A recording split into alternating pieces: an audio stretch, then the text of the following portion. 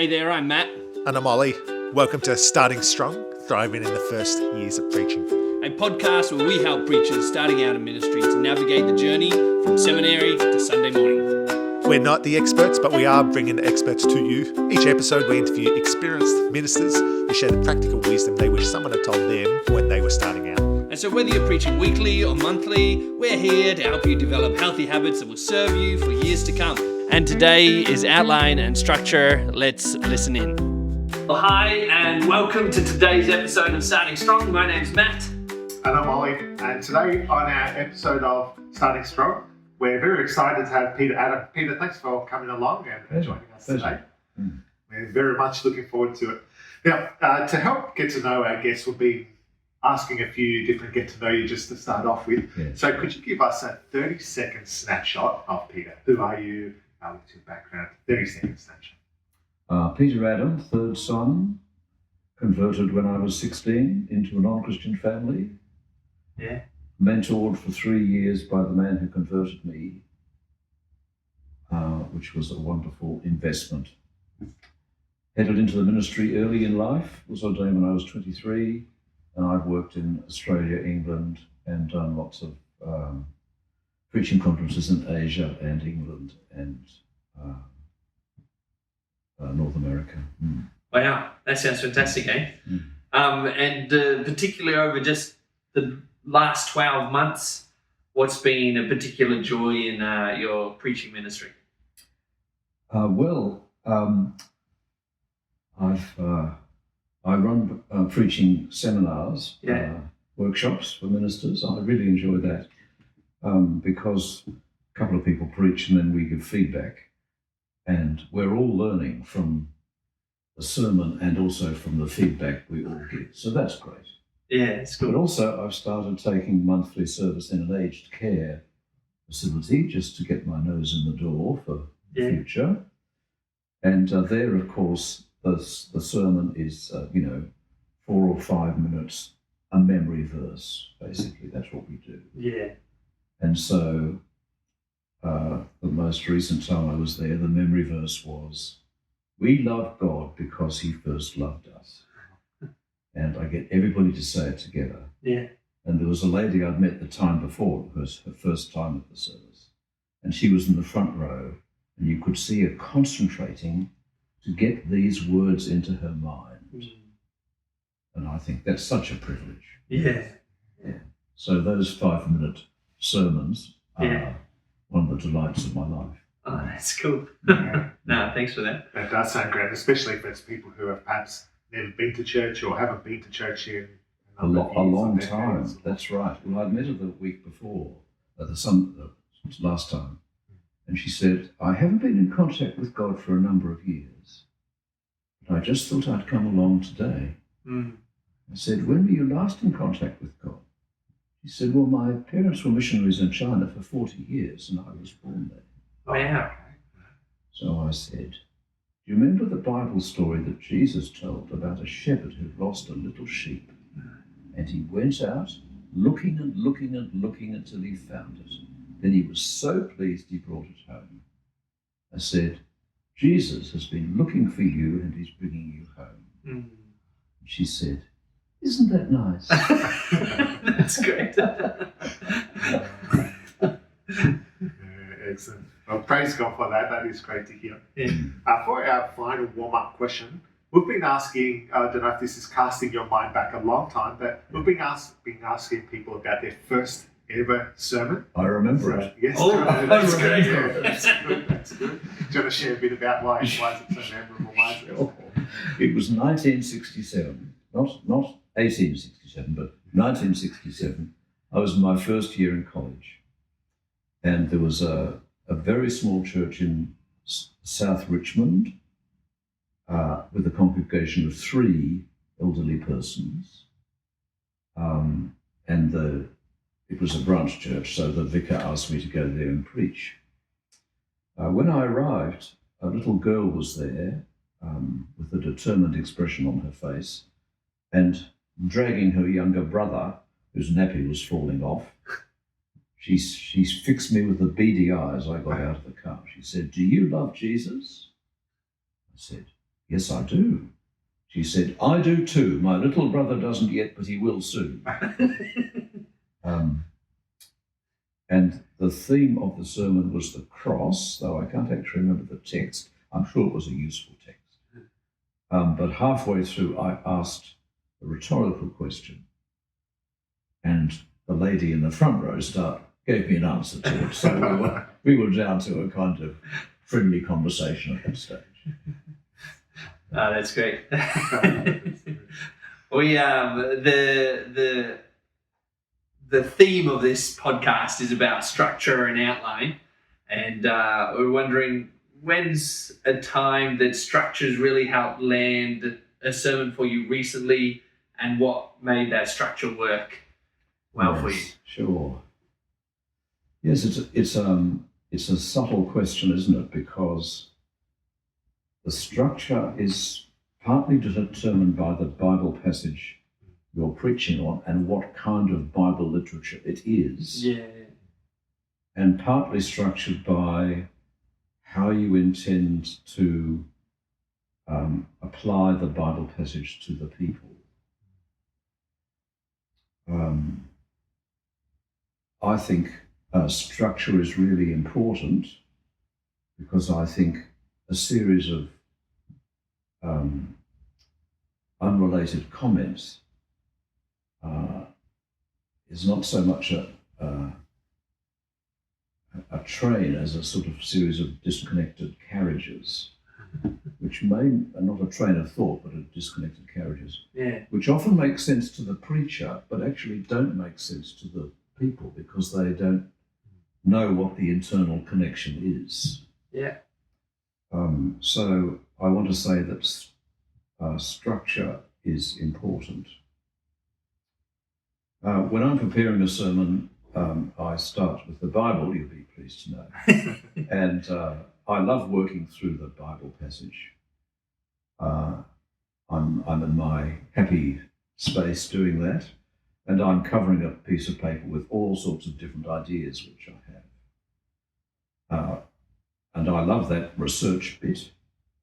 But of course, then you have to think, well, if I put all of that into a sermon, it would be too much. So what's the main thing I'm trying to get out of this, which is presumably the main thing of the purpose of the passage? And then what bits of what I've collected are useful for this, and how will they help the congregation to understand and apply it? Now, I think there are different kinds of structures. So you can begin with a structure which begins where people are. Yeah. So an obvious example would be everyone's looking for love nowadays. But by love, we often mean people who will give to us what we want. Yeah. So I say to young people, and that's anybody under 70, if somebody says, I love you, think very carefully whether they mean, I need you desperately, or I want to serve you. They're very different kind of views of love. Yeah. And then you could go to the Bible passage you were looking, from 1 John or something like that. And then you can say, well, how much better this Bible view of love is than what the world offers us, and this is how we would put it into practice. Yeah. And I think a close attention to the text of the Bible is so important. I often read a Bible passage and think, I've never noticed that word before. Perhaps God's been inserting Bible verses into every Bible around the world, and I just hadn't noticed it. Potentially. Yeah. So, in this is love, not that we love God, but God loved us and gave his Son. Christ laid down his life for us. And I thought to myself, there are people I love, what sacrifices am I making for them? And that was a really instructive question. because you can maintain a loving relationship without actually thinking, how can I serve this person? Yeah. A careful attention, in this case, careful attention to what people think love is, careful attention to the Bible and the specifics of this particular passage, and then you can get to the application. Yeah. That's great. Another thing I do is, if you read commentaries, they tend to remove you from the text by summarizing the subjects. Yeah. So remove you from the text by summarizing the subjects. That's right. Or even the subject of the text, or the subject of the text. Of the text, right. So, Romans, duties to government. Yeah. Responsibilities for fellow believers. Yeah. But if you use the commentary outline, it's dead boring because they're never active. Yeah. So I'm looking for a sermon outline which has which quotes Bible words and puts them into an instruction. So fear God, honor the king, love your neighbor. They're actions, not topics. Yeah. I think that's really important. And my question then is, what change does God want to bring about by the preaching of this Bible passage in this congregation at this time? I love the idea that when God was writing this Bible passage, he had this particular congregation in mind. And what change does he want to effect? Yeah. So I tend to use an active outline, if I can put it that way, not topical by topic outline. Yeah. That's really helpful, because I find it easy when I'm preparing a sermon to summarize everything, and as you're summarizing things, you go for topics. Yeah, exactly. Yeah. And so how do you make that transition from the summary to the application of the outline? How do you? Well, the Bible does it every time. So you actually stick to the Bible's, not only the content of the revelation, but how the revelation is conveyed. Yeah. So I say to young preachers, what is there, why is it there, and how is it expressed? And what outcome does God want in the congregation? Yeah, okay. Those questions are really useful. Yeah, that's cool. Yeah. That's helpful. And how explicit would you be about directing it to the hearers? We had one of our lecturers at Bible College who, for one of the particular assignments we were doing, it was a sermon outline exegesis as well.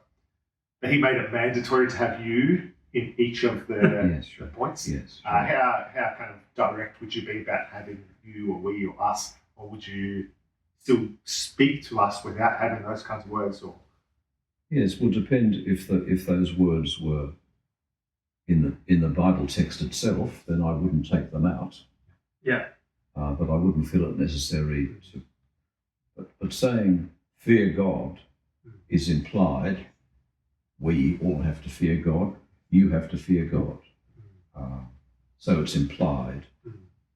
I wouldn't feel a necessity to have it in every thingy. So I was preaching from City on a Hill on Sunday on Matthew chapter 10. It was fear God, don't be afraid. So I focused on, trust God, don't be afraid. Yeah. So they were both very clear instructions, but they didn't include you. Yeah. That's right. Yeah. And so when you're thinking about the aim of having an outline and dot points and structure, so it's from the text, it's applicatory. Yeah. And is there any other aims you have when you're trying to think of the wording and the choice you Yes. use. I think I wouldn't. Well, you can have a one-point sermon. Yeah. I love preaching one-point sermons because you can go on as long as you like, or cut it off if you need to, and actually people remember them. That's good. So I don't think we have to have more than 1 point. Yeah. I think if you're having more than 1 point, 3 is probably the limit. But I have preached, I remember preaching on the difference the resurrection makes, so it was a topical sermon. And I think I had 12 points of the impact of the resurrection. You know, we'll all be raised. Christ's sacrifice was accepted. This isn't the order. We can live a new life. This is part of a sign of the restoration of the whole creation. I mean, there are lots of different aspects of the resurrection. So that was a theological topical sermon with 12 points. Yeah. But there were sermon notes, so people could. Yeah. They didn't just kind of have to remember them. Yeah, that's excellent. That must be just about a world record to have a 12-point sermon. Normally at Bible college they tell you do 2 or 3 point sermons. 12 point. Oh yes, dear brother. But if you look at the old Puritan sermons, they have not only 12 points, but each point has 23 sub-points. They were the great days of preaching. Yeah. And is there something with changing it up sometimes? Like if you always have 3 points in application or something, then it's good to sometimes do 1 or 12. Or... Absolutely. Yeah, okay. I was visiting friends in England and their daughter said to me, our minister preaches the same sermon every Sunday. I said, I'm sure he doesn't preach the same sermon every Sunday. She said, yes, he starts with a joke and then he reads the Bible verse and then he makes 3 points and then he tells a story. So we went to church on Sunday. That's exactly what happened. So I felt like taking him, not by the neck, but just by the ear. And saying, give them a thrill, give them 2 points next Sunday and 4 the Sunday after or something like that. Because listening to the same pattern week after week is both comforting but also frustrating. Yeah, okay. Yeah. And also, some preachers go through the Bible passage and then do the application at the end. Yeah. I think application all the way through is really effective because it motivates people to listen and helps them see this Bible passage is actually worth listening to. Yeah. And does genre ever determine different types of structure, or how does genre impact structure? Yes, absolutely. So I think the preaching tradition we know and love is really based on preaching the epistles, because people often say, look for the argument. Yeah. Well, actually, there are some arguments in the epistles, but not all of it is argument. And it's hard to describe a parable as an argument. It's not a kind of logical, therefore this. The Psalms don't function that way. Proverbs doesn't function that way. The Old Testament narratives don't function that way. Sometimes the prophets do. Yeah. On a good day, Isaiah can get a good argument going for a few chapters. But that's not a universal way of. It's not a universal description of what the Bible is. And also, if you think about an argument, you're thinking about very close attention, where every word matters, and you can preach on 3 verses, and it's really significant.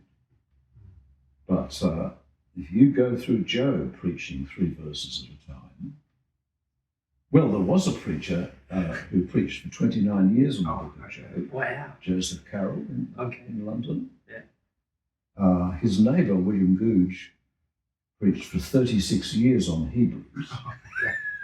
And then published his sermons because, of course, some people were born too late to get the first 20 years. Yeah. But that kind of dense, word by word process, which was characteristic of some preaching in the past. I think you then miss you can't see the wood for the trees. In fact, what you're looking at is branches, in fact, twigs, in fact, leaf by leaf. So yes, the genre of the style of literature should affect the sermon. Now that's been very helpful, kind of thinking, in a sense, big picture. For you personally, what does it look like? At what point in the process did you start thinking about your outline? Is it as you're right in the start, as you're doing exegesis? Is that once you've got all of that done, then you're thinking about outline? Is it you're doing all the teaching content, then at the end you're trying to figure out what the actually for you, what does it look like? Yeah, sure. Well, I must confess that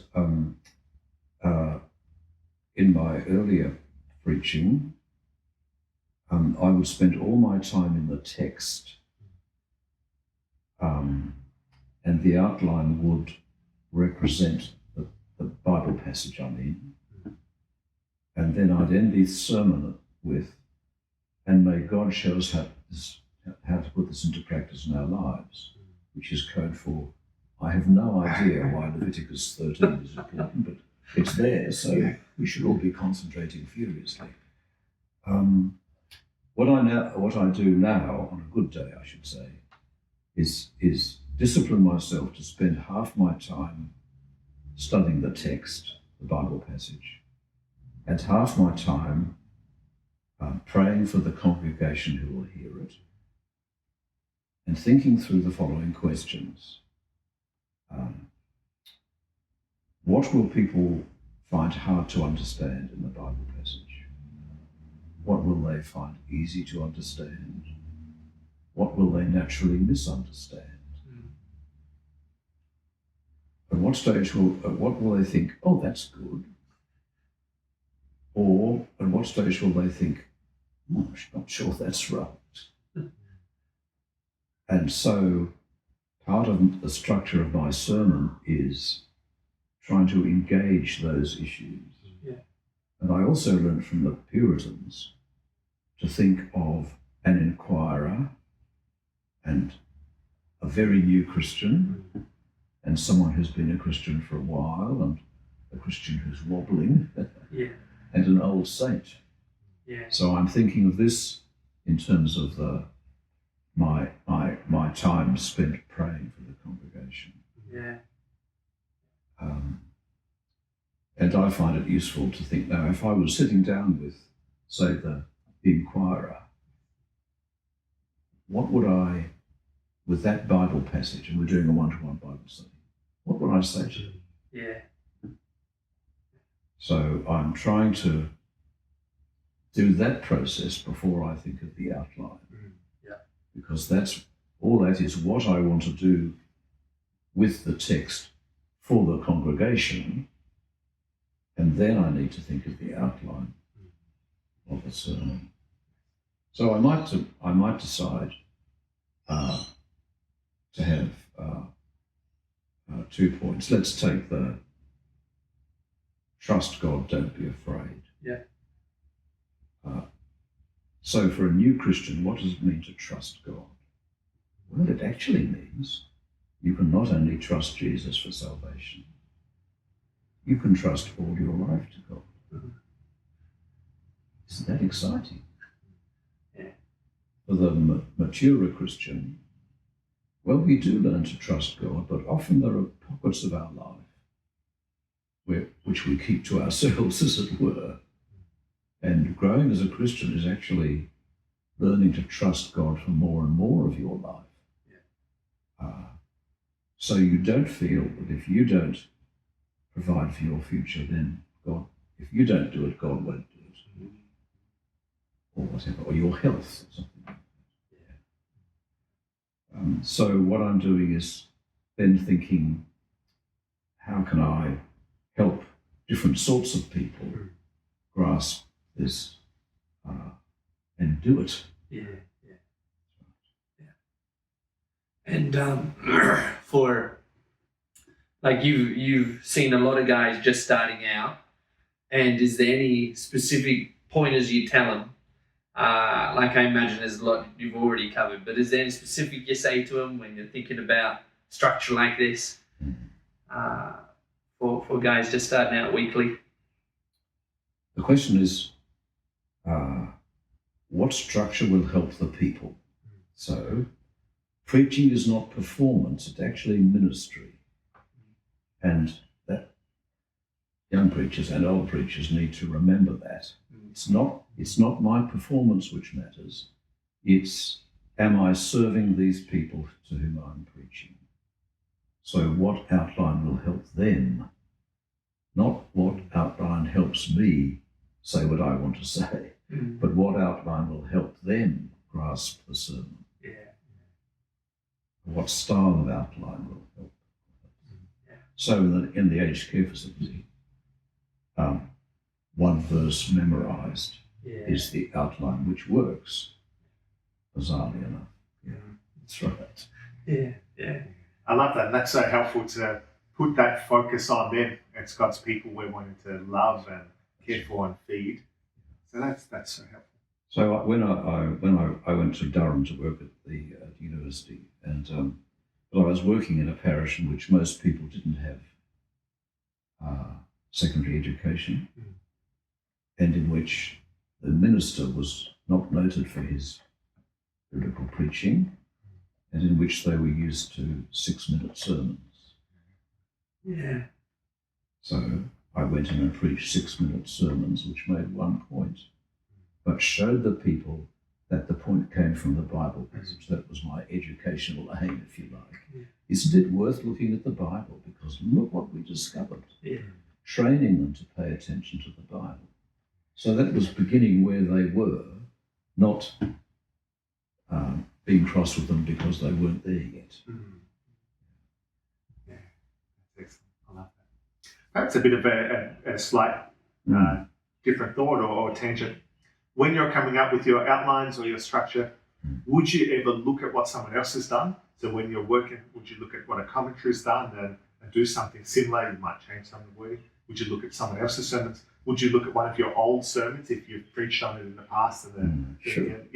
Or you then would you start fresh every time? Yes, I start fresh every time. Yeah, that's right.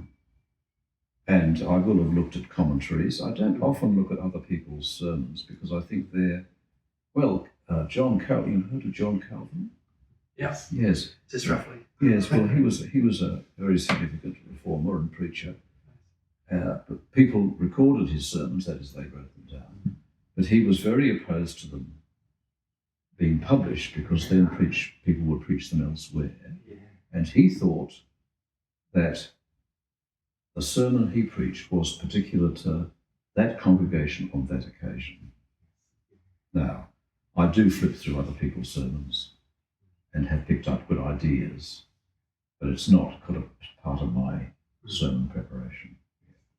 But I don't find it helpful. Other people may. It's not a rule.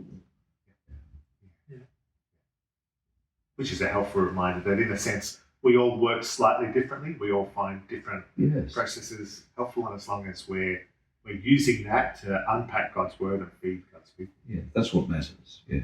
Yeah. But I think often young preachers, it's like personal evangelism. It's good to have training wheels to get you going. But then you have to get rid of the training wheels. So you might have been trained to think that every sermon has 3 points. But actually, after you've been going 5 years, it's time to think, I don't need those training wheels anymore. Yeah. And you may stuff things up for a few times. But that's okay. God's used to stuffed up sermons, and stuffed up ministry, and stuffed up people. I mean, no, God is used to working in suboptimal situations, with suboptimal people, with suboptimal sermons. Yeah. That's good. Feels like every sermon I give, it fits what you just said there. God uses suboptimal. Of course it does, yes. And I often find myself, I did find myself in the old days, preaching the same sermon 4 times a Sunday at St Jude's, and I preached the same sermon 3 times last Sunday at Sit on a Hill. And often it's the last time through the sermon, I think, oh, that's actually the point. So my sermons would end up with with two titles in the catalogue. One was the title I, decided 6 months before. The other is the title which actually arrived just before the last sermon ended. And do you ever come across a text and you're going through, you're mapping it out, you're thinking through it, and you just don't know how to structure this thing or how to put it together? Like, is there anything you do in order to help that process along? Or I find a text which doesn't say what I thought it might say. That's right. Yes, and should say, which causes a crisis of conscience. But I have found it's best to go with God's meaning. Yeah. In generally.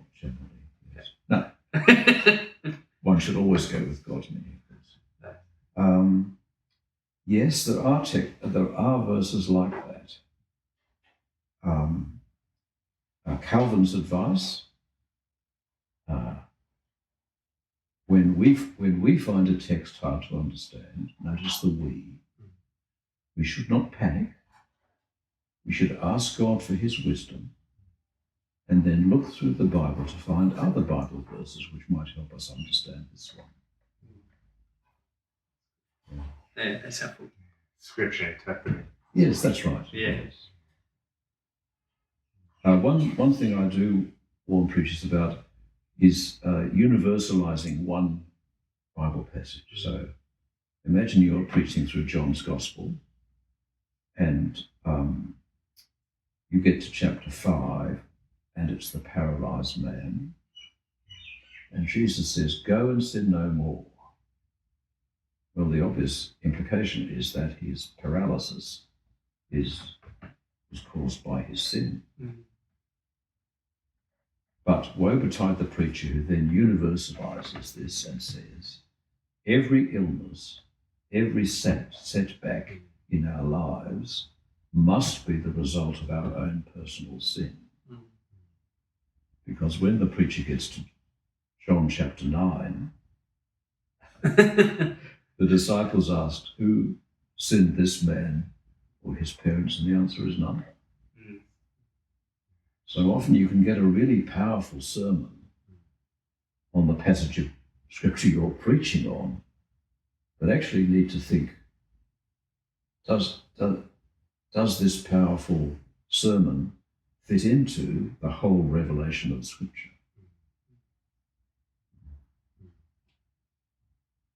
That's a great reminder. And it's the beauty of God's word, that each piece contributes something. Yes, that's exactly right. That's right. Yeah.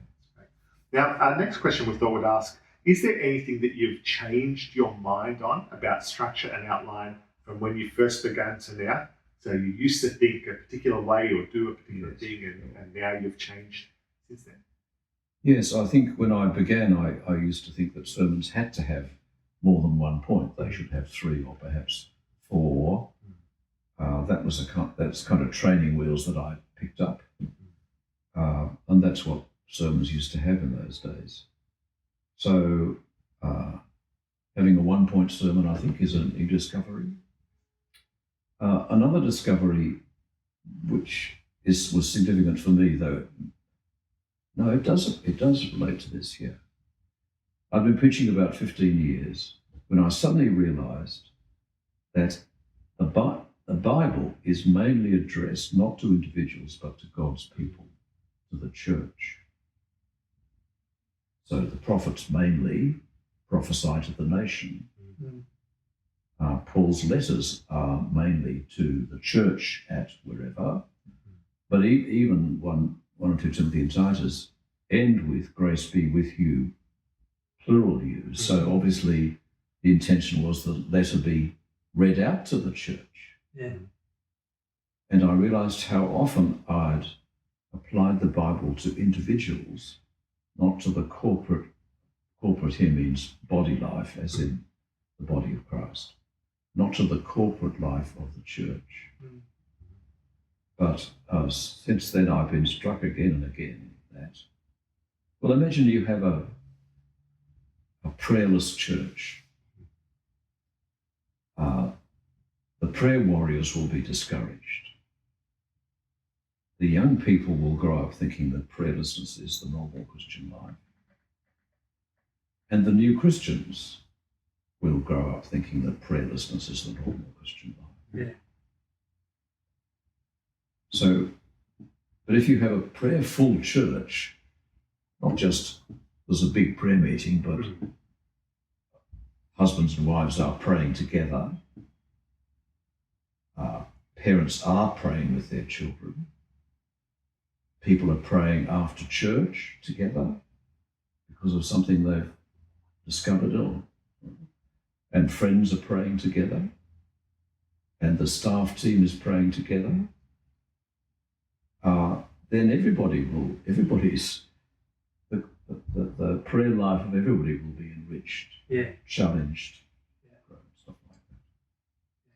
Now, this is much more then the points of the sermon become much more demanding. So you're preaching through 1 John, love one another. Well, if the preacher preaches, you must make sure you love other believers. I can sit there and think, yes, well, I'll try and do that a bit more, or actually I'm probably doing okay. But actually the message is the whole church needs to be positively engaged and creatively engaged in loving each other. And so I can't sit back and think, well, I'm doing it. I have to think, well, actually, that's not characteristic of the church. So who should I challenge? How can I help people to be more loving? What can I do about it? And if it's a serious issue, I should go to the elders and say, have you noticed that there are some loving people in our church, but the general atmosphere is of neglecting each other or being politely distant or something? Yeah. So actually, then the points of the sermon are not what am I doing, but what kind of church is this? What kind of community is this?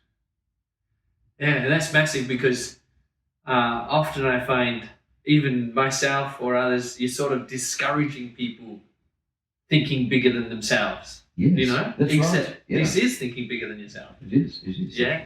Yeah. That's huge. And so I think one of the great weaknesses in Western evangelical Christianity, Reformed Christianity, is mutual admonition. Encourage one another as long as it is today, lest any of you be trapped by sin's deceitfulness. Yeah. Well, I ask ministers, how long is it since you've encouraged or rebuked a person? And what preachers often do is preach against something, but don't have the guts to go and challenge individuals. Yeah. Or to Christians, how long is it since a fellow believer has admonished you? How long is it since you have admonished a fellow believer? The answer is a very long time.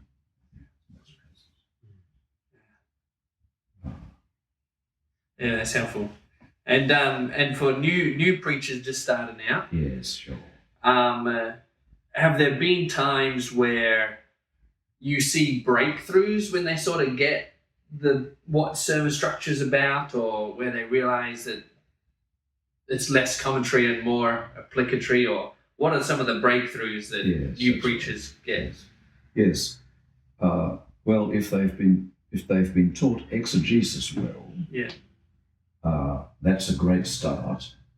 If they haven't, they need to learn to exegete a Bible passage. Yeah. But the trouble is, some people think then that the sermon is exegeting the text, full stop. And there's a big gap between exegeting a text and applying it to a believer. Yeah. In a one-to-one Bible study, or taking a Bible study, or preaching, or applying it to ourselves. So that's a breakthrough people need to make. People need to make a breakthrough from being so focused on their own performance that they're not thinking about the congregation. So I meet occasionally a young man who says, I love preaching. I say, do you love people? Because if you don't, Paul says, you achieve nothing and you're worth nothing.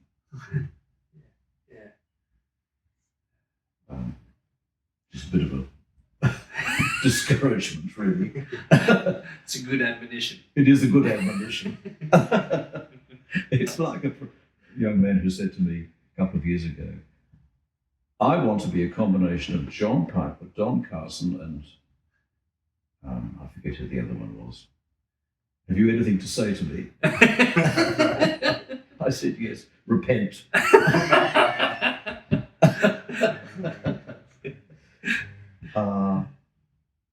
But another breakthrough, I think, is many people are not used to, or haven't been trained to speak in public. And being a public person is a thing you have to learn to do, and to do it without embarrassment or nervousness or self-consciousness or apologizing all the time, or becoming quite abrasive and shouting at people. And I think if you haven't learned how to be a public person, that's something you have to learn to do in order to be a preacher. And if you're a public person, people take you more seriously, and so they feel a criticism more deeply than if you're just a friend or something, because you're a public person speaking with public authority.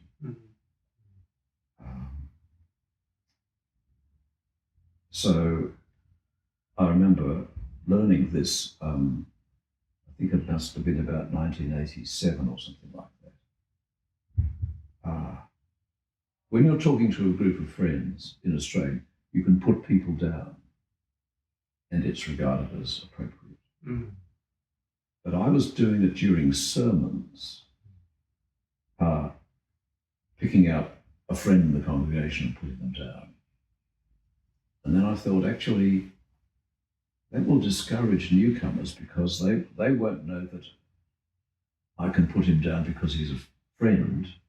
They might think I might attack them one night. So I had to restrain that element of humour, which I really enjoy. And that's really helpful. So that was you self-reflecting. Do you have any other tips for young preachers? How do we become a public person?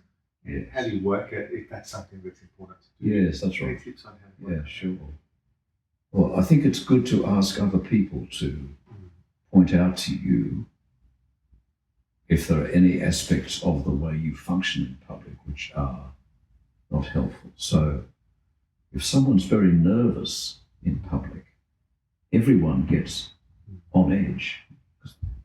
You know, it's kind of contagious, and they think, well, if there must be something to be nervous about. Now you can be nervous, but you learn not to show it. Yeah. Some people, when they're nervous, they speak very quietly, or they speak very quickly, and that's really unhelpful.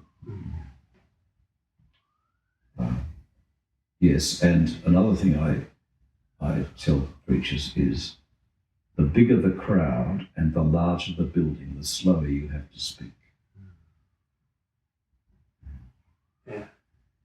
Which is counterintuitive, I think. People just don't take that on board. And that then limits the content, the amount of words you can have in your sermon. That's right. Another breakthrough is students who've written essays in college. When they're writing a sermon, they write an essay. So they write something to be read, not to be heard. And when you're reading something and you get lost, you can go back quite easily a paragraph or two. But when you're hearing, you can't. Yeah. So you have to do much more emphasis when you're speaking when people are hearing than you have to do when you're writing something. Yes. Okay. So I think essay writing and exegesis writing are helpful servants but bad masters. Yeah. Do you have any tips for how you would recommend for young preachers to kind of switch that mode of speaking from kind of essay writing to sermon or publishing? Yeah. Yes. What I say is you have to say what you want to say it, and then tell people what you said. Mm. And if you want something to, if you want to get something into people's minds, you have to use exactly the same words every time you say it. If you describe it as the sovereignty of God one time, and God's rule, and then God's providence, people won't make the connections. You have to say, God rules the world. God rules the world. God rules the world. Because otherwise the connection is an intellectual connection. And that's very demanding. Makes it harder to listen to. It does. That's Yeah. right. Yeah. And is there any times where you listen to someone preaching up in the pulpit and with their structure and outline, and you'd tell them maybe stop that or not to do that? Like you said, mix it up earlier. Mm. Is there anything else you notice in your time where you would like to tell people to stop doing some things? Yes, sure. Well, I remember I was in New Zealand and heard a young man preach. And I forget how many points he had. I think there were 5. It was a narrative from Daniel. And he made each point which related to each part of the text, and that was really good. But afterwards I showed him that actually the 6 or 7 points, whatever it was, were actually connected to each other, bizarrely enough, because he was expounding the passage. Mm. And he could read them as a complete sentence. Yeah. And I can't remember the details, but do this because this is who God is, and this is what he's done, and this is the response he wants. Yeah. And what did you expect? There were some connections between those. And then when if he'd given us the whole lot as a sentence, the whole passage would have come together. You know what I mean? The whole Bible passage would have come together for us.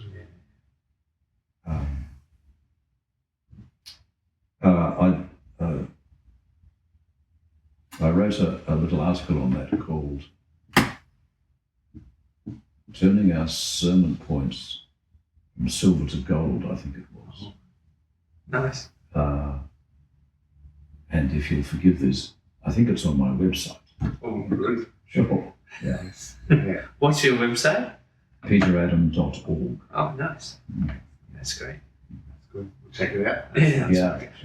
Because that sounds excellent to be able to turn almost kind of not disjointed, but points that are worthwhile and helpful individually, Yes. even more helpful when you see them as one cohesive. That's right. That's right. Yeah. So on Sunday, trust God, don't be afraid. Connect. Connect. That's right. I think I got sent you a document that you've done on turning points from silver to gold. Sure. And it's really helped massively. Sure. So thanks for that. Yeah, it's a big reason why we thought we'd ask you about this sure. topic as well. Sure. It's been really helpful. Now, we're coming towards the end of our time, so perhaps if you were to try and distill everything down, I know hard task, but your 30-second top tip for new young preachers about outline and structure, how would you condense kind of all your years of wisdom into that 30-second soundbite? Well, Ollie, dear Ollie, this is a cultural deficit. That people write books, 3 clues to a happy marriage. Would that marriage were that simple. Yeah, for sure. Absolutely.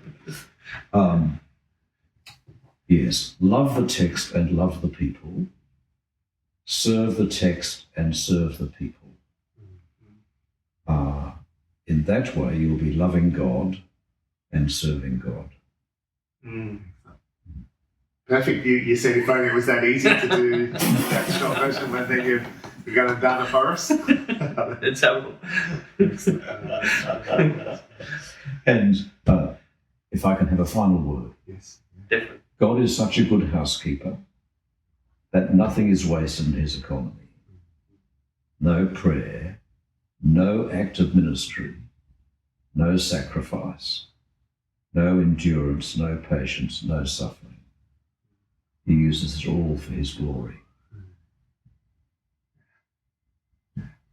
It's just such an encouragement. It is, isn't it? That's how we should live. And if people are stressed about preaching, just know that God can do it. As somebody said to a good friend of mine, if God spoke through an ass in the Old Testament and Caiaphas in the New, he could certainly speak through you. Peter Jensen, to whom this was said, was immensely encouraged. Yes. And maybe this is what you would say, but if you could time travel back to a younger Peter, just starting out, what would you say to him? Lifelong learning is a great human privilege. Lifelong growing as a Christian is a great gift of God. And lifelong learning in ministry is a wonderful gift of God. And certainly that's our hope in doing this podcast. Exactly right. Yeah. We as young preachers and others to keep striving to work harder, to get better, to sharpen the skills, not for our own glory or sake, Yes, or for the sake of God's people. And his. That's right. Yeah. And you asked me if I looked at old sermons. Well, I've certainly, preached on Malachi, I think, 15 years apart. Looked back at the old sermons and I thought, Yeah. But then I thought, well, God's gracious enough, he will have used them at that time. And how kind that I've learned something since in 15 years. Yeah. So, That's good. All right, well, thank you very much for joining us, Peter, and thank you for listening in. It's good. We're not the experts, but we get to have the experts come along, and so appreciate your thoughts very much. Yeah, thank you. It's been so graciously spoken, so helpfully spoken. So please say that. Thank you. We appreciate it. thank you. Yeah. Bye-bye. And if you want to subscribe or follow wherever you take your podcasts, another episode will be out in about a week. Yeah, we'll be out soon. So thank you. Until then, keep preaching the word And starting strong.